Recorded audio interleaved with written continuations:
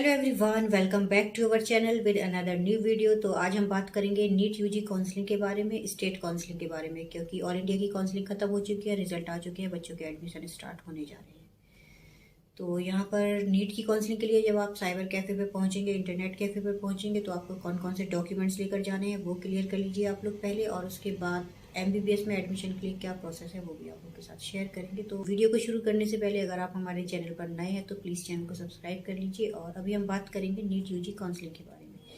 तो जब आप इंटरनेट साइबर कैफ़े पर पहुंचेंगे नीट की काउंसलिंग के लिए, तो आपको कौन कौन से डॉक्यूमेंट्स लेकर जाने हैं वो आप क्लियर कर लीजिए। तो यहाँ पर आपको लेकर जाना है अपना नीट का एडमिट कार्ड, नीट का रिजल्ट और नीट की वो पासपोर्ट फ़ोटोज़ लेकर जाने हैं जो आपने यूज़ किए थे अपने एग्ज़ाम के टाइम पर, ठीक है। और उसके बाद आपको अपने जेरोक्स लेकर जाना है, आधार कार्ड की कॉपी, और 10th की एंड 12th की ओरिजिनल मार्कशीट लेकर जाना है। बैंक की आपको सारी डिटेल्स, अकाउंट नंबर, वो सब कुछ भी लेकर जाना है। और उसके बाद आपको यहाँ पर जाकर काउंसलिंग के लिए पार्टिसिपेट करना है, और वहाँ पर ये सारे स्टेप बाय स्टेप सारे डॉक्यूमेंट्स अपलोड कर दिए जाएंगे। उसके बाद आपको शेड्यूल चेक करते रहना है, अपने स्टेट की काउंसलिंग का नोटिस वगैरह साइट पर जाकर चेक करते रहना है। उसके बाद जो भी नोटिस आएंगे, जो भी शेड्यूल आएगा, उसके हिसाब से आपको पहुंचना है चॉइस फिलिंग के लिए। तो चॉइस फिलिंग में आप अपनी चॉइस से कॉलेजेस फिल करेंगे, और जो आपकी फर्स्ट चॉइस है वो आप पहले रखेंगे, बाकी सेकंड चॉइस, थर्ड चॉइस। तो इस तरह से आप चॉइस फिलिंग कर लेंगे। और उसके बाद आपको 1-2 दिन के बाद ऑप्शन आएगा चॉइस लॉकिंग का। तो चॉइस लॉकिंग करने के बाद आपने जो चॉइस फिलिंग की है वो आपकी चेंज नहीं होगी। इस बीच अगर आप लॉकिंग से पहले अगर आप अपनी चॉइस को सोचें कि पहले कॉलेज कौन सा प्रेफरेंस में रखना था, तो अगर आपसे कोई मिस्टेक हुई तो वो आप चेंज कर सकते हैं। जब चॉइस लॉकिंग हो जाएगा उसके बाद आप चेंज नहीं कर सकते। तो चॉइस फिलिंग को थोड़ा सा ध्यान से रखिए अपनी चॉइस को। और उसके बाद चॉइस लॉकिंग हो जाएगी, उसके बाद आपका रिजल्ट आएगा, तो वो आपको वेट कर लेना है। और शेड्यूल वगैरह आएगा DMA की साइट पर।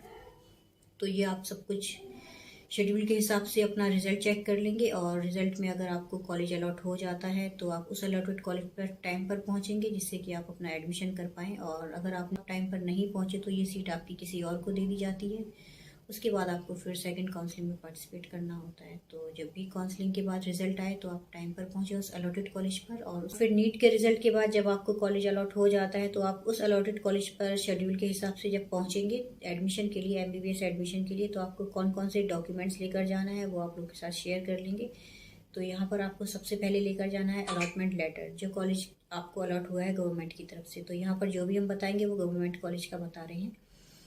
तो आपको अलॉटमेंट लेटर रख कर लेकर जाना है, नीट का एडमिट कार्ड लेकर जाना है, नीट का रिजल्ट लेकर जाना है, और नीट की वो फ़ोटोज़ लेकर जाना है जो आपने एग्ज़ाम के टाइम पर एंड अपने एडमिट कार्ड पर लगाए थे। तो कई सारी कॉपीज़ आप बनवा कर रख लीजिए, क्योंकि वहाँ पर कई सारी फ़ोटोज़ आपको सबमिट करने हैं। तो आपको ये सारे फ़ोटोज़ लेकर जाना है। और उसके बाद आपको 10th की और 12th की ओरिजिनल मार्कशीट लेकर जाना है। 10th का एंड 12th का ओरिजिनल माइग्रेशन लेकर पहुंचना है आपको। और आपके फादर की इनकम सर्टिफिकेट की कॉपी आपको लेकर जाना है। और आपका रेजिडेंस एड्रेस आपको लेकर जाना है। फादर का नहीं लगाया जाएगा, आपका अपना रेजिडेंस एड्रेस चाहिए। अगर नहीं बना है तो आप उसको बनवा लीजिए।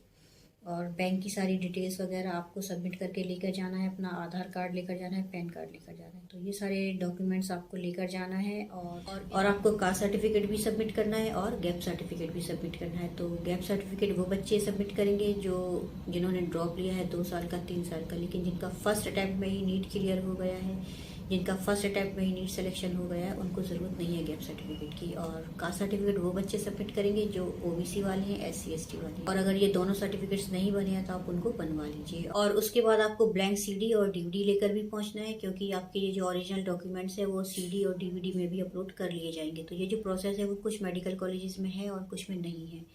तो पुराने जो मेडिकल कॉलेज अपने CD और DVD की ज़रूरत नहीं थी, लेकिन ये जो नए मेडिकल कॉलेजेस हैं जैसे कि खंडवा मेडिकल कॉलेज है, वहाँ पर CD और DVD की ज़रूरत पड़ी थी। तो GMC Gandhi medical college Bhopal में नहीं थी, लेकिन खंडवा मेडिकल कॉलेज में जो एडमिशन हुआ है वहाँ पर की गई थी। तो ये जो नए मेडिकल कॉलेजेस है वहाँ पर CD और DVD की प्रोसेस है।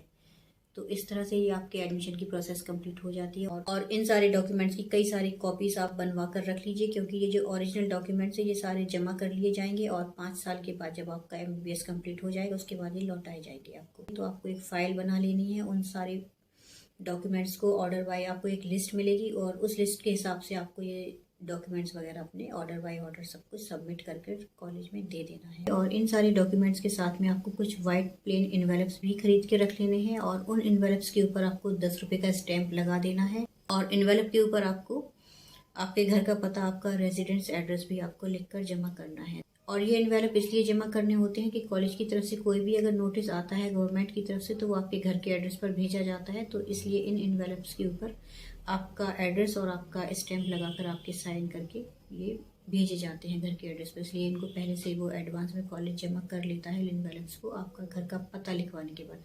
तो इस तरह से ये सारे डॉक्यूमेंट सबमिट कर देने होते हैं। उसके बाद आपके नोटरी बॉन्ड और डीडी डिमांड ड्राफ्ट का भी ये प्रोसीजर चलता है। तो ये आपको कॉलेज में जब आप एडमिशन के लिए पहुंचेंगे तो स्टेप बाय स्टेप ये सारे फॉलो कर लेने होते हैं। उसके बाद आपका ये एडमिशन कंप्लीट हो जाता है। तो अगर आप एडमिशन के बाद अपग्रेड करना चाहें तो आप अपग्रेड भी कर सकते हैं।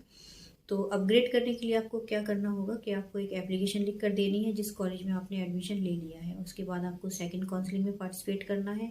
लेकिन सेकंड राउंड की काउंसलिंग में पार्टिसिपेट करने के लिए आपको कोई डॉक्यूमेंट्स वगैरह दोबारा से सबमिट नहीं करने, कोई रजिस्ट्रेशन की फीस जमा नहीं करनी है। आपको सिर्फ चॉइस फिलिंग करनी है और चॉइस फिलिंग में आपको वही कॉलेज प्रेफरेंस में पहले रखना है जो आप अपग्रेड करने के बाद लेना चाहते हैं। और फिर सेकंड राउंड की काउंसलिंग में अपग्रेड करने के बाद जो आपको कॉलेज अलॉट हो जाता है तो यहाँ पर जो आपने फर्स्ट कॉलेज में जो डॉक्यूमेंट्स वगैरह जमा किए थे, फीस जमा की थी, वो सारा का सारा आपका वहाँ पर ट्रांसफ़र कर दिया जाता है कॉलेज की तरफ से।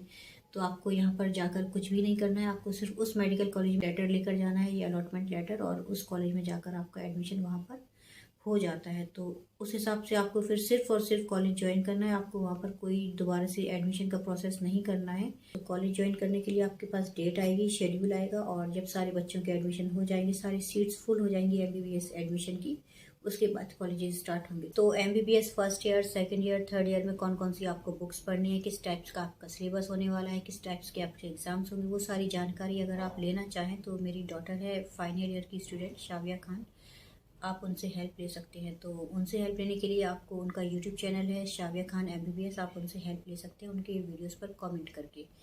तो उनके वीडियो का लिंक हमारे वीडियो के इस डिस्क्रिप्शन बॉक्स में आपको मिल जाएगा। आप जाकर लिंक पर क्लिक कीजिए और चैनल को जाकर सब्सक्राइब कर लीजिए। कमेंट बॉक्स में अपनी हेल्प आप उनसे ले सकते हैं। और आई होप कि हमारा ये वीडियो आप सभी के लिए हेल्पफुल रहा होगा। वीडियो हेल्पफुल रहा हो तो लाइक कर लीजिए, चैनल पर नए हैं तो सब्सक्राइब कर लीजिए, बेल आइकन को प्रेस कीजिए आने वाले नए अपडेट्स के लिए। अगले वीडियो में फिर मुलाकात होगी, तब तक के लिए थैंक यू और थैंक यू फॉर वॉचिंग। अपना ख्याल रखिए and wish you all the best my dear future doctors.